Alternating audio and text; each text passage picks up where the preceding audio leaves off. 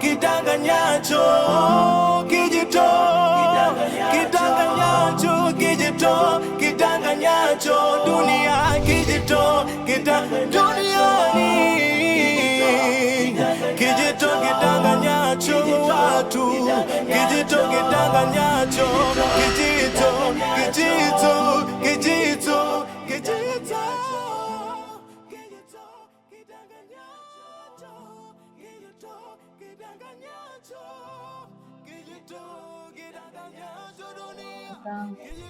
Asante sana kwa msaada wako. Mbona sitegemea kama ningepata msaada kwa haraka kiasi hicho?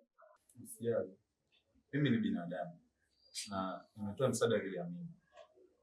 Vile vile social ulikuwa na mgonjwa. Na kama unavyoona anahitaji huduma muhimu sana mpaka tunaleta hospitali ya nyumbani. Nimefanya yote. Sasa asipotezee muda. Acho kuna kibakanga. Acha nichangie pesa mafuta. Hapana. Sisi kwa kidogo.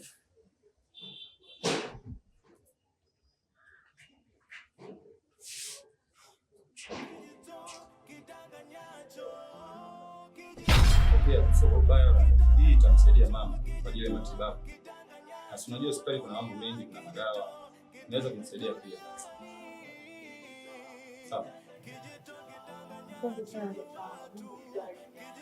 Mungu akushie kwa hiyo kidogo. Nashukuru sana sana.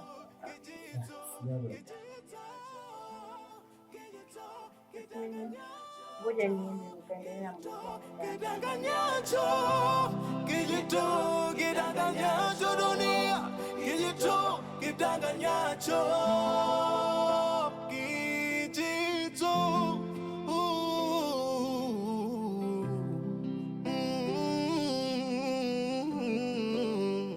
Wanadhulumu haki ya mzazi wa kiume kwa kujali pesa, mwonekano, umaarufu, kuhamisha haki ya uzazi kwa mwanaume mwenye pesa, familia kuwachagulia watoto wao nani wa kumuoa bila ya kujua watoto nao wana haki, wana moyo wa kupenda.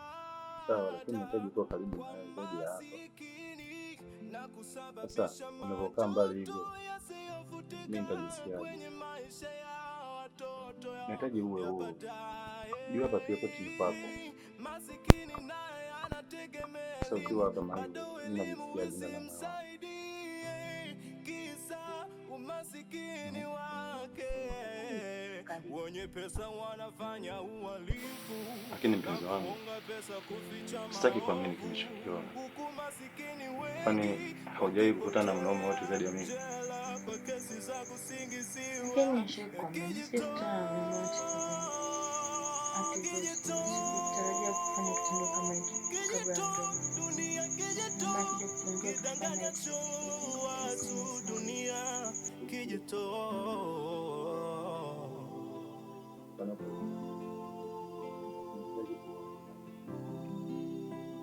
kabla ya ndoa.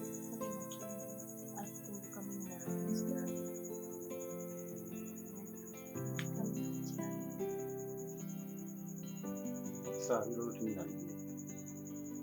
Na tambua hakuna mwanaume yote anayeweza kupata mtoto. Ndoto likitokea, mimi nitakabiliana nalo.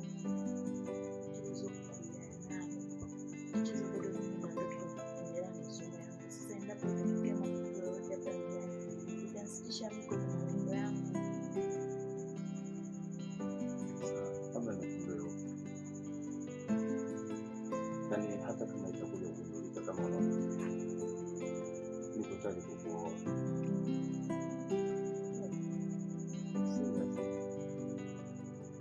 Niko tayari kukuoa. Kwa hiyo sina yeye nakupenda. Kwa sijali, kuwa na amani ukiwa na mimi.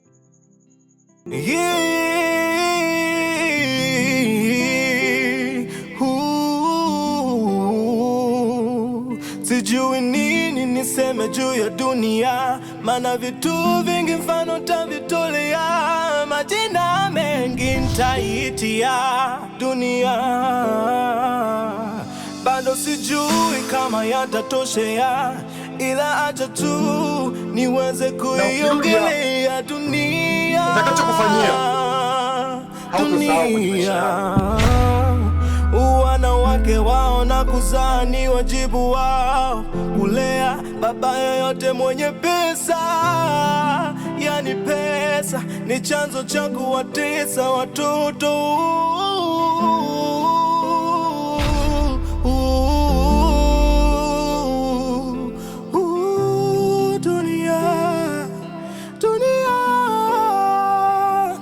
Matajiri wanaona mali zao ni muhimu kuliko utu.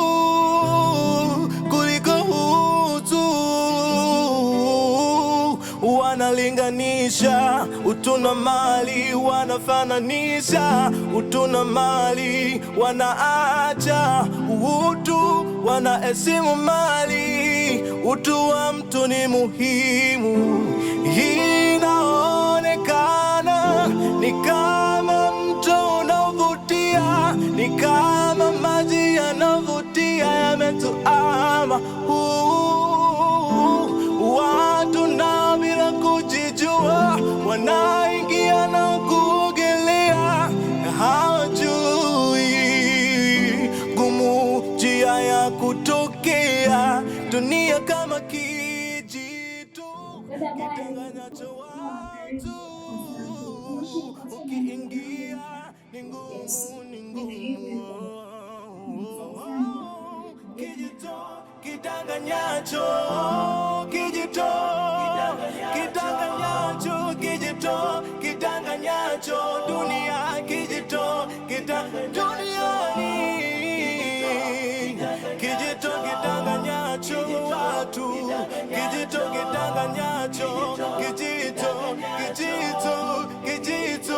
kitanganyacho, kijito kitanganyacho, kijito kitanganyacho dunia, kijito kitanganyacho, kijito.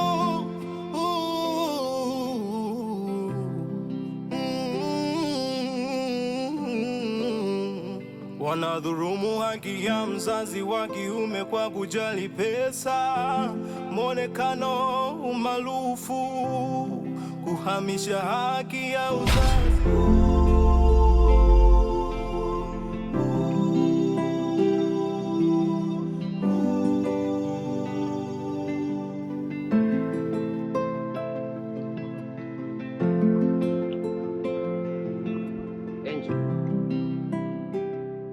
Shida ni nini? Mbona umekaa hapa?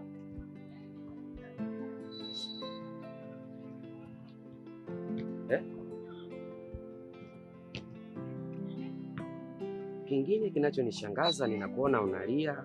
Shida ni nini? Tumishi, nimemkosea Mungu sana mimi. Umemkosea Mungu? Mimi ni mjamzito na mwenye mimba ameikataa, na pia Shulona ameniambia nimwite mzazi. Mama wangu mimi naogopa kumwambia, hali yake sio nzuri kiafya, naogopa kumpoteza. Ninajua unawaza swala la masomo, unajua unawaza swala la mama. Umesema mama hali yake sio nzuri na una hofu ya kwenda kumwambia, lakini jambo la kukushauri na kukusii tu kama mimi mtumishi wa Mungu, inakupaswa kwanza wewe upatane na Mungu. Angel, kosa ulilomkosea Mungu ni kweli kibinadamu, ni kosa kubwa, lakini kwa nafsi yako na kwa moyo wako unaweza ukarudi kwa Mungu na Mungu akakusamehe. Hata neno linasema katika kitabu cha Waebrania sura ile ya 12 na ule mstari wa 24, Yesu ni mjumbe wa agano jipya na damu ya kunyunyiza inenayo mema kuliko ile ya adili. Kwa hiyo sauti ya Yesu Kristo bado inanena mema juu yako. Ni wewe tu kufanya maamuzi ya kurudisha moyo wako kwa Mungu, ukatubu, na Mungu anakusamehe. Upendo wake bado haujaisha kwako. Unanielewa rafiki? Tatizo naogopa kumpoteza mama. Mama ndo mtu ambaye namtegemea. Sina mwingine wa kumtegemea mimi. Mama anaumwa nini? Mama anaumwa kansa ya utumbo.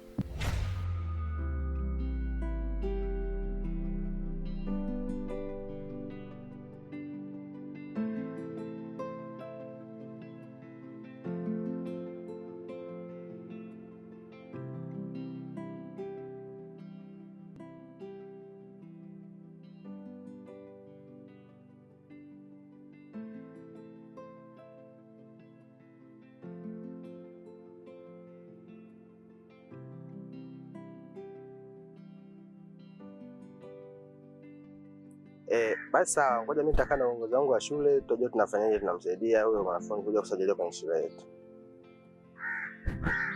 Sawa, asante nawe pia. Haya.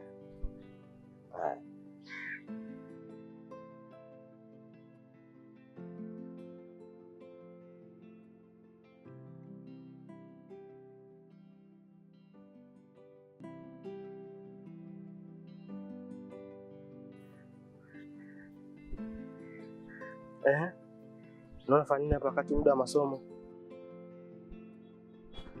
Ndio mwalimu. Nafahamu ni muda wa darasani. Lakini kuna jambo linanitatiza. Na maana natamani kufahamu kweli. Jambo gani? Angela ni mjamzito.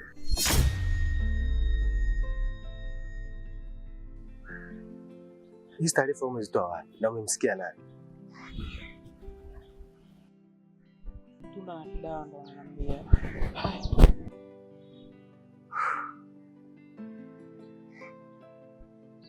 Hivi watoto wanawezaje kutoa taarifa wakati bodi yenyewe haijakaa na kufuatilia swala taratibu? Mwalimu, naomba unifikishie hii taarifa ni kweli. Hizi taarifa ni za kweli, lakini bado tunaendelea kulifanyia uchunguzi na upelelezi zaidi.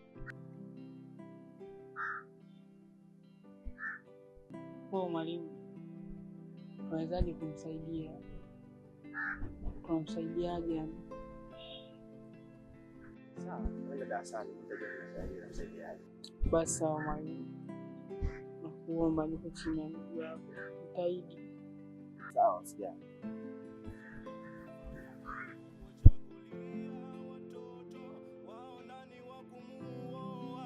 Bila ya kujua watoto nao wana haki, wana moyo wa kupenda hata kwa masikini na kusababisha majuto yasiyofutika kwenye maisha ya watoto yao ya baadaye. Masikini naye anategemea elimu, bado elimu isimsaidie, kisa umasikini wake. Wenye pesa wanafanya uhalifu na kuhonga pesa kuficha maovu, huku masikini wengi wakipotelea jela kwa kesi za kusingiziwa. Kijito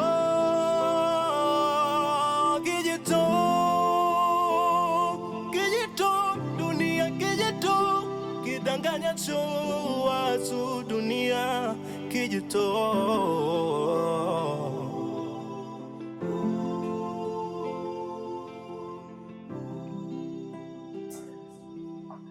Wow, surprise. Right.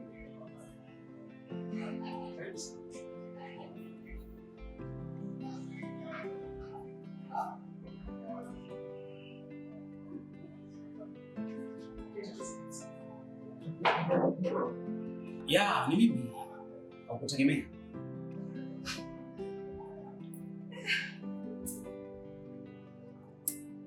Hivi wewe mwanaume una akili timamu kweli? Eti leo hii unaamua kunizunguka mimi kunichezea drama. Unakuja hapa afu unatakani kuongea na mimi. Unajielewa vizuri kweli? Ndio maana nimekuita tuzungumze. Unajielewa sana? Hapana, sio wewe. Utakuwa sio mzima. Wewe sio mzima. Siwezi kuamini ninachokiona kwanza. Ulinitelekeza. Ukaamua kuniacha mimi. Afu leo hii unarudi eti unataka kuongea na mimi? Tuimalize ishi, tukae chini tuzungumze. Hivi uko serious? Siamini. Mtu kama wewe ustahili hata kuwa na mwanamke hata mmoja kwenye hii dunia. Endelea na maisha yako. Siwezi kufanya kitu.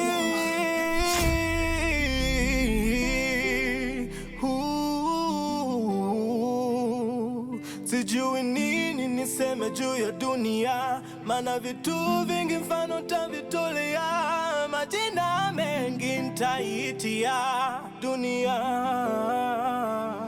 bado sijui kama yatatoshea, ila acha tu niweze kuiongelea dunia.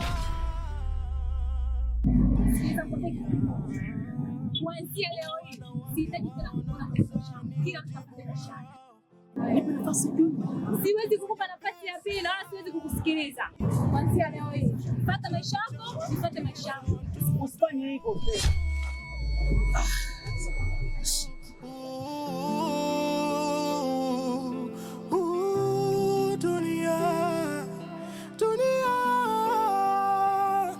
Matajiri wanaona mali zao ni muhimu kuliko utu,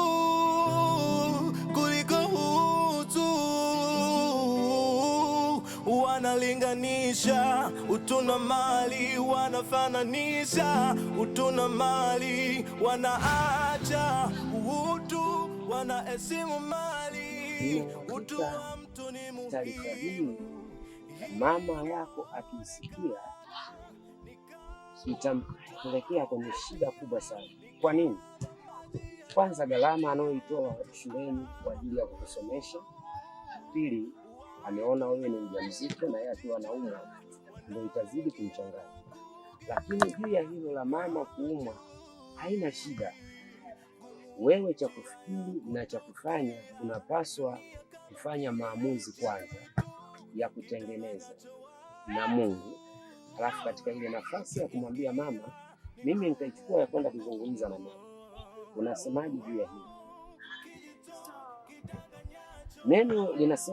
Neno la Mungu linasema mwenye haki huanguka mara 7 akaondoka tena. Maana yake hapo ile kosa ulipoangukia, mimi nakushauri usibaki hapo.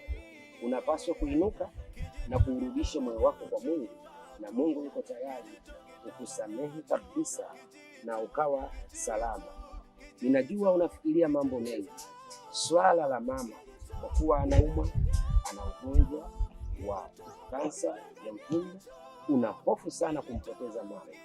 Hebu hiyo hofu usiweke sana kwanza kwa mama. Hebu kwanza rudisha mahusiano yako na Mungu. Utakaporudisha mahusiano yako na Mungu, mimi nitachukua nafasi ya kwenda na wewe nyumbani, kwenda kuzungumza na mama kwa upole, na mama atanielewa. Mwonekano umaarufu, kuhamisha haki ya uzazi kwa mwana. Basi fatishe maneno haya. Sema, Bwana Yesu, Bwana Yesu, ninatubia kosa langu, unisamehe, unioshe. Ninakukaribisha moyoni mwangu, uyatawale maisha yangu. Ulifute jina langu kwenye kitabu cha hukumu. Andika jina langu kwenye kitabu cha uzima. Asante Yesu kwa kuniokoa na kunisamehe. Amen. Basi ngoja niombe. Mungu ninakushukuru kwa dada huyu Angel kwa wakati huu. Baba, namwachilia mikononi mwako. Natangaza rehema na neema saa hii na wakati huu. Neema yako imtunze, neema yako imhifadhi. Asante kwa upendo wako wa milele usiokuwa na kikomo. Asante Angel ametambua kosa lake na ameamua kurudi kwako ili kutengeneza mahusiano yake na wewe. Mungu ninakushukuru kwa upendo wako. Asante katika jina la Yesu Kristo. Amen. Basi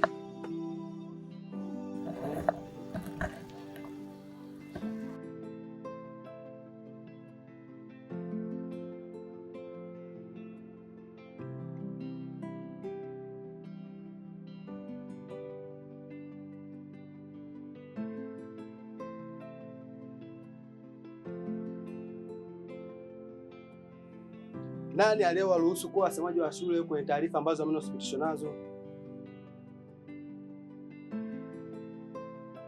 Kwanza hizi taarifa za njia nyinyi mmezisikia wapi? Kidawa huyo. Mimi nilimkataza wakati ninazungumza na Angela kumsikiliza. Kwa nini nilikuwa nasikiliza peke yangu? Mwanzo nitunda ndo alikuwa anasikiliza. Akaniita na lakini nilikuwa naniacha kwa mtu.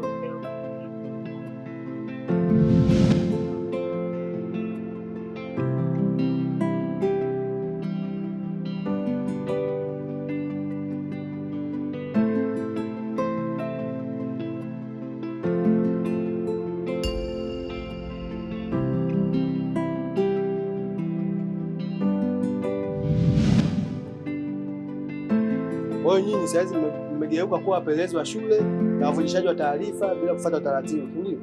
Sasa adhabu yenu, hamtahudhuria shule ndani ya muda wa mwezi mmoja na nusu. Na kingine, nitawaandikia barua ya wito wa wazazi wenu kufika hapa shuleni. Alafu nione hicho mlicho kilopoka kama kitawapa faida.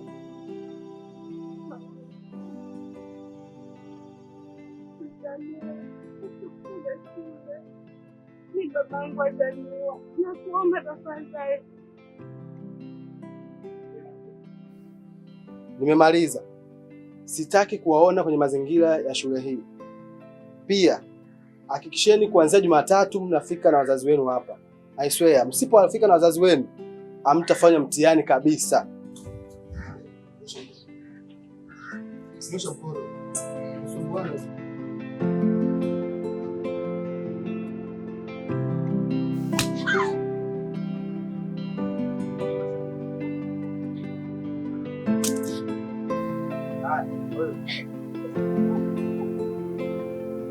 Unanijua. Nakupiga mgongoni.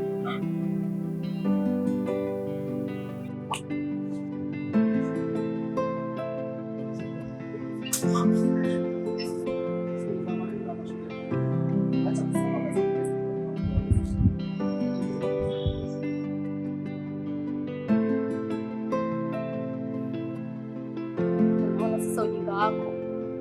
Mimi nilikwambia usiseme. Unisikiliza, angalia sasa mpaka tunafika shule yote. Wewe usinilaumu mimi. Kwani nilikuwa peke yangu. Hapo hivi kuna usemi wa kufuata ndio atakuwa amesema. Mtu akamata atajitapa. Dunia matajiri wanaona mali zao ni muhimu kuliko utu,